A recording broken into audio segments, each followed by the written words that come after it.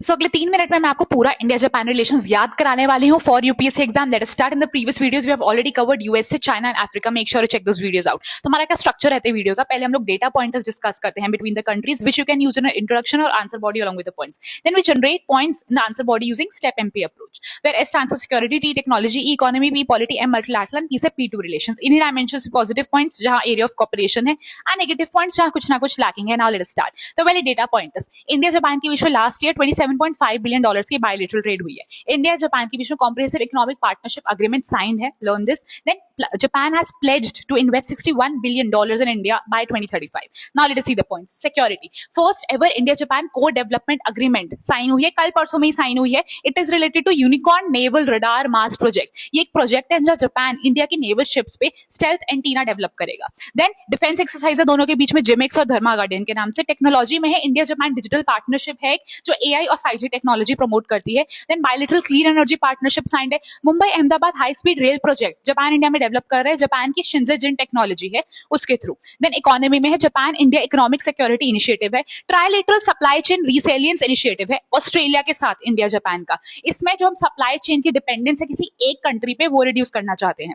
Polity में है 16th India Japan annual summit taking place recently. ये जापान पीएम ऑफ जापान हमारी country में विजिट किया है कल परसों ही, उसी के बारे में है।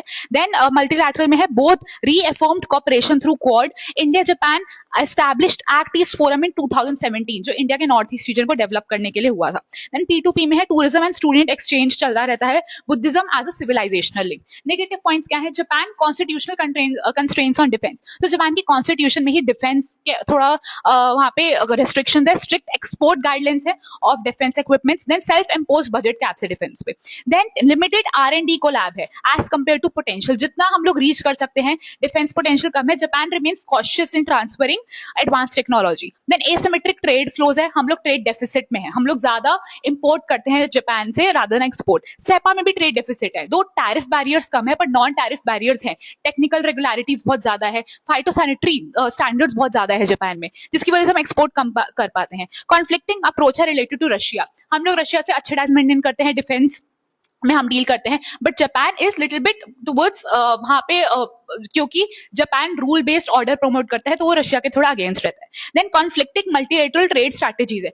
Japan is a core member of RCEP but India is against RCEP, it is not a member. Then P2P relations में है लैंग्वेज बैरियर है थोड़ा, और जितना पोटेंशियल है टूरिज्म और स्टूडेंट एक्सचेंज का हम वो रीच नहीं कर पा रहे हैं। So that's it for India Japan. Make sure you comment below that which country do you want to see next. Thank you so much.